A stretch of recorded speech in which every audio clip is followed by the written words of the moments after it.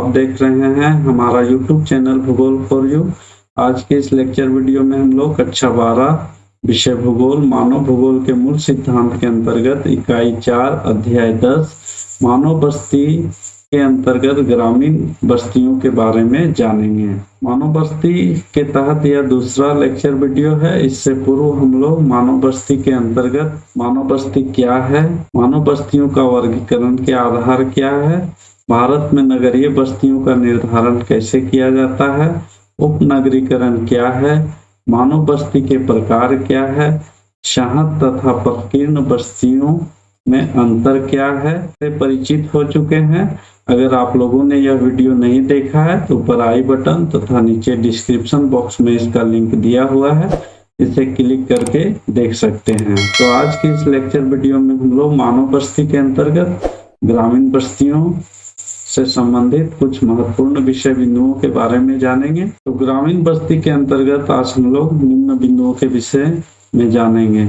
जैसे पहला, ग्रामीण बस्ती क्या है, ग्रामीण बस्तियों की अवस्थिति को प्रभावित करने वाले कारक कौन कौन हैं, ग्रामीण बस्तियों के वर्गीकरण के आधार क्या है, ग्रामीण बस्तियों के प्रतिरूप क्या होते हैं तथा यह कौन कौन होते हैं, इसके बारे में जानेंगे। साथ ही साथ हम लोग देखेंगे कि ग्रामीण बस्तियों की समस्याएं क्या क्या होती है। तो चलिए सेशन का शुरुआत करते हैं और जानते हैं ग्रामीण बस्ती के अंतर्गत पहला विषय बिंदु ग्रामीण बस्ती क्या है। ग्रामीण बस्ती क्या है? ग्रामीण बस्तियां उन मानवीय बस्तियों को कहा जाता है जहां की अधिकांश जनसंख्या कृषि, पशुपालन, मछली पकड़ना, लकड़ी काटना आदि प्राथमिक क्रियाओं में संलग्न होते हैं। तो ग्रामीण बस्तियां उन बस्तियों को कहा जाता है जहां के लोग मुख्य रूप से प्राथमिक क्रियाकलाप में संलग्न होते हैं, जिसमें से पशुपालन, कृषि करना, मछली पकड़ना, लकड़ी काटना आदि शामिल होता है। इन बस्तियों का आकार अपेक्षाकृत छोटे होते हैं तथा लोगों की संख्या भी तुलनात्मक रूप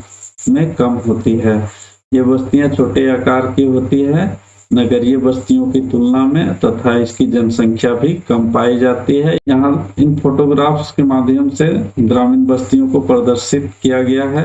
अगला बिंदु है ग्रामीण बस्तियों की अवस्थिति को प्रभावित करने वाले कारक। ग्रामीण बस्तियों की अवस्थिति को प्रभावित करने वाले कारक। ग्रामीण बस्तियों की अवस्थिति को कई कारक प्रभावित करते हैं, जिसमें से कुछ प्रमुख कारक निम्न इस प्रकार हैं। जैसे पहला, जल की आपूर्ति, दूसरा भूमि, तीसरा उच्च भूमि के क्षेत्र, चौथा गृह निर्माण सामग्री, पांचवा सुरक्षा और छठा नियोजित बस्तियां। बारी बारी से इन प्रभावित करने वाले कारकों को हम लोग देखते हैं। पहला है जल आपूर्ति।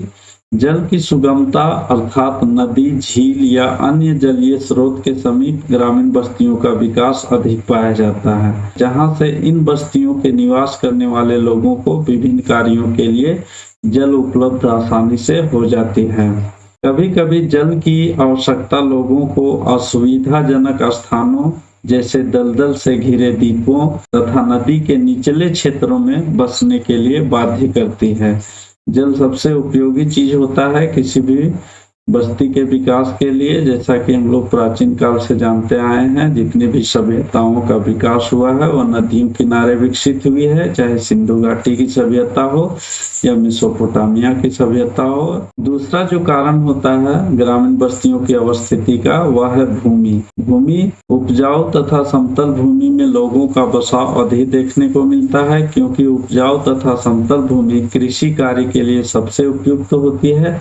इसी कारण से सघन बसे हुए दक्षिण पूर्वी एशिया में नदी घाटियों के निम्न भागों एवं तटवर्ती मैदानों में अधिक मानव बस्तियां विकसित है। क्या होता है, मानव बस्तियां विकास के लिए समतल भूमि काफी उपयुक्त होती है।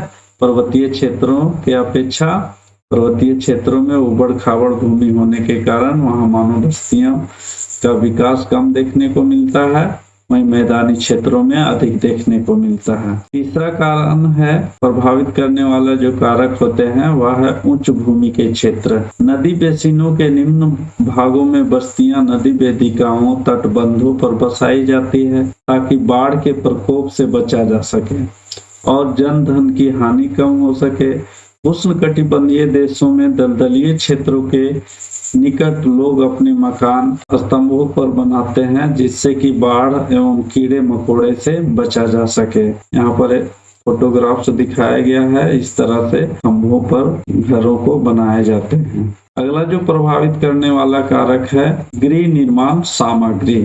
गृह निर्माण के लिए ज्यादातर स्थानीय रूप से मिलने वाले सामग्रियों का प्रयोग किया जाता है।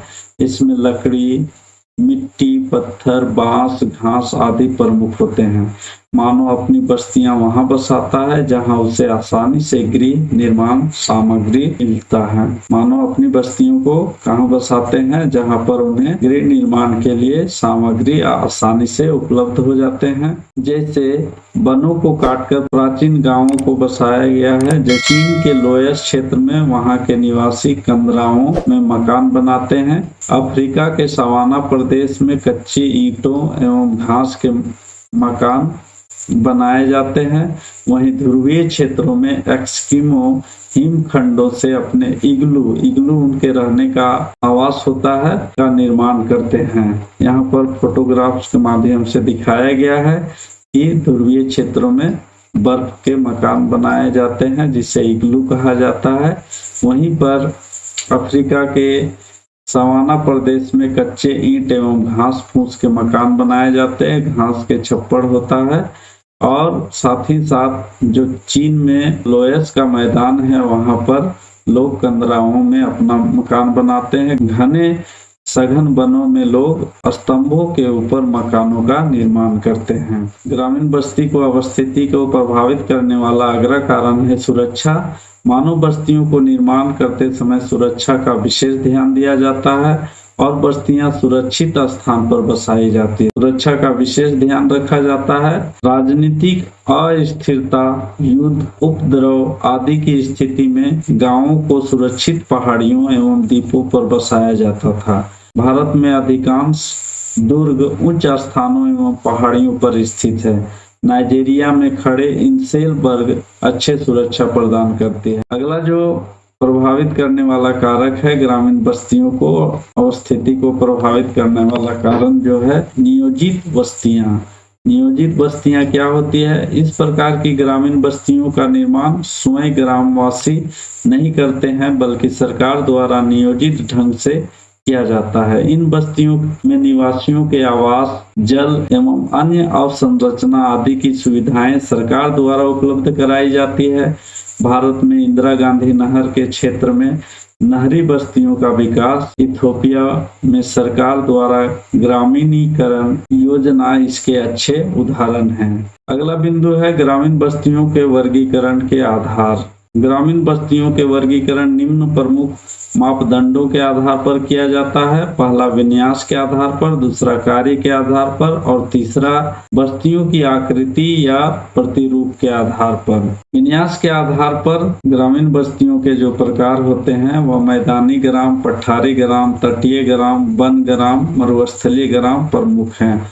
वहीं कार्य के आधार पर बस्तियों को जो वर्गीकरण किया जाता है, इसमें कृषि ग्राम, मछुआरों के गांव, लकड़हारों के गांव, पशुपालकों के ग्राम आदि हैं। वहीं तीसरा जो आधार अपनाया जाता है वर्गीकरण का, बस्तियों की आकृति या प्रतिरूप के आधार पर। इसमें कई प्रकार की ज्यामितीय आकृतियां हो सकती है, जैसे रेखीय बस्ती, आयताकार बस्ती, वृत्ताकार, तारे के आकार, टी आकार, चौकपट्टी, दोहरी ग्राम आदि को शामिल किया जाता है। अगले विषय बिंदु की ओर बढ़ते हैं, ग्रामीण बस्तियों के प्रतिरूप। ग्रामीण बस्तियों के प्रतिरूप क्या होता है तथा इसके कौन कौन से प्रतिरूप है देखेंगे। ग्रामीण बस्तियों के प्रतिरूप यह दर्शाता है कि मकानों की स्थिति, आकृति एवं प्रसार किस प्रकार से है, ये एक दूसरे से किस प्रकार संबंधित है। ग्रामीण बस्तियों की आकृति एवं प्रसार को प्रभावित करने वाले कारकों में गांव की स्थिति, समीपवर्ती स्थलाकृतियां एवं क्षेत्र का भूभाग किस प्रकार है। कुछ प्रतिरूपों के बारे में जानते हैं। कुछ प्रतिरूप इस प्रकार हैं, जैसे पहला रेखीय प्रतिरूप, दूसरा क्रॉस या चौक पट्टी प्रतिरूप, तीसरा तारे की आकार का प्रतिरूप, चौथा टी आकार, वाई आकार, एक्स आकार के प्रतिरूप, पांचवा वृत्ताकार प्रतिरूप और छठा दोहरा प्रतिरूप और सातवां है आयताकार प्रतिरूप। यहाँ प्रतिरूपों जो ग्रामीण बस्तियों के प्रतिरूप है उसका चित्र भी दिखाया गया है। रेखीय प्रतिरूप जो किसी सड़क या रेल मार्ग के सहारे लाइन से विकसित होते हैं। वहीं चौक पट्टी जो प्रतिरूप होता है, जहाँ पर दो सड़कें एक दूसरे को क्रॉस करती है, वहां पर सड़कों के सहारे बस्तियां विकसित होती है। और तीसरा जो यहाँ पर दिखाया गया है तारे के आकार, जहाँ पर बहुत सारी सड़कें आकर के एक स्थान पर मिलती है, उन सड़कों के सहारे जब आवासों का विकास होता है तो तारे की आकार का प्रतिरूप विकसित होता है। उसी प्रकार से यहाँ टी आकार, जब प्रमुख सड़क से कोई सड़क जाकर के मिलती है तो यहाँ अंग्रेजी के टी अक्षर के समान आकृति बनता है और इस टी आकार के चारों ओर जो आवास विकसित होते हैं उससे टी आकार, यहीं पर वाई आकार का भी निर्माण होता है और यहीं पर एक्स आकार का भी निर्माण होता है। अगला प्रतिरूप को यहाँ चित्र दिखाया गया है वृत्ताकार प्रतिरूप। वृत्ताकार में किसी जलीय क्षेत्र के चारों ओर आवासों का विकास होता है। और वहीं दोहरा प्रतिरूप जो दिखाया गया है नदियों के दोनों छोरों पर और सड़कों के दोनों छोरों पर, जब दोनों छोरों पर या किनारों पर बस्तियों का विकास होता है तो उसे दोहरा प्रतिरूप कहा जाता है। इन प्रतिरूपों के बारे में और हम लोग थोड़ा सा विस्तार पूर्वक देखते हैं। रेखीय प्रतिरूप इस प्रकार की बस्तियों में आवास किसी सड़क, रेल, नहर या नदी के किनारे तथा तटबंधों पर स्थित होता है। रेखीय प्रतिरूप का विकास कहाँ होता है? सड़क, रेल, नहर, नदी के किनारे तथा तटबंधों पर स्थित होता है। दूसरा जो प्रतिरूप है क्रॉस या चौकपट्टी प्रतिरूप। इस प्रकार के ग्राम उन स्थानों में बसते हैं जहां मार्ग चारों ओर से एक दूसरे को काटती है। इन गांवों में मकान सड़कों के सहारे चारों ओर विकसित हो जाती है। अगले प्रतिरूप की ओर बढ़ते हैं। अगला प्रतिरूप है तारे की आकार का प्रतिरूप। इस प्रकार के ग्रामों का विकास उस स्थान पर होता है जहां पर कई मार्ग आकर एक स्थान में मिलते हैं। उन मार्गों के सहारे सहारे आवास बनाए जाते हैं। चौथा जो प्रतिरूप है टी आकार, वाई आकार एवं एक्स आकार के प्रतिरूप। टी आकार की बस्तियां सड़क के तिराहे पर विकसित होती है। वहीं वाई आकार की बस्तियों का विकास वहां होता है जहां दो मार्ग आकर तीसरे मार्ग से मिलती है। वहीं एक्स आकार या क्रॉस आकार की बस्तियां चौराहे पर विकसित होती है। पांचवा जो प्रतिरूप है वृत्ताकार प्रतिरूप। इस प्रकार के गांवों का विकास किसी झील, तालाब के चारों ओर बस जाते हैं। इस प्रकार के गांवों का विकास किसी झील, तालाब के चारों ओर बस्ती का बस जाने से विकसित होता है। कभी कभी गांव को इस योजना से बसाया जाता है कि उसका मध्य भाग खुला रहे जिसमें पशुओं को रखा जा सके ताकि वे जंगली जानवरों से सुरक्षित रहे। कुछ ऐसी बस्तियां को भी बसाया जाता है जिसके बीच के भाग को खाली छोड़ा जाता है जिसमें पशुओं को रखने का कार्य किया जाता है। अगला जो प्रतिरूप है दोहरा प्रतिरूप। जब कोई सड़क, नदी या नहर को पुल के सहारे पार करती है तो सड़क और नदी के दोनों किनारों पर मकान बनाए जाते हैं। इस प्रकार की बस्ती को युग्म बस्ती भी कहा जाता है। दोहरा प्रतिरूप को युग्म बस्ती भी कहा जाता है। अगला जो प्रतिरूप है आयताकार प्रतिरूप। इस प्रकार के प्रतिरूप चौड़ी अंतरा पर्वतीय घाटियों में पाया जाता है। इसमें सड़कें आयताकार होती है जो एक दूसरे को समकोण में काटती है। पुनः हम लोग उस चित्र को एक बार देख लेते हैं। रेखीय प्रतिरूप बस्तियां एक सीधी रेखा में बसाई जाती है। चौकपट्टी प्रतिरूप होता है जहां दो सड़कें एक दूसरे को काटती है और इसके आसपास जो बस्तियां विकसित होती है वह चौकपट्टी प्रतिरूप कहलाता है।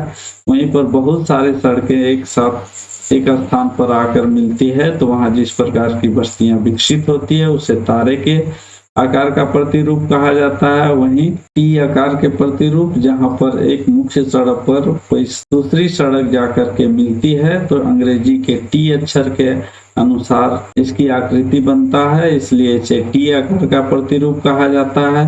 वहीं वृत्ताकार प्रतिरूप में किसी जलीय क्षेत्र या तालाब या झील के चारों ओर जब बस्तियां विकसित होती है तो यह गोलाकार दिखाई देता है, इसलिए इसे वृत्ताकार प्रतिरूप कहा जाता है। कभी कभी इसका जो निर्माण किया जाता है वह बीच के स्थान को खाली छोड़ दिया जाता है, जिसमें पशु रखने का कार्य किया जाता है। वहीं दोहरे प्रतिरूप में जब चौड़ी नदियों के दोनों किनारों पर बस्तियों का विकास होता है तो इसे दोहरा प्रतिरूप कहा जाता है। अगले विषय बिंदु की ओर बढ़ते हैं। अगला विषय बिंदु है ग्रामीण बस्तियों की समस्याएं। ग्रामीण बस्तियों को कई प्रकार की समस्याओं का सामना करना पड़ता है।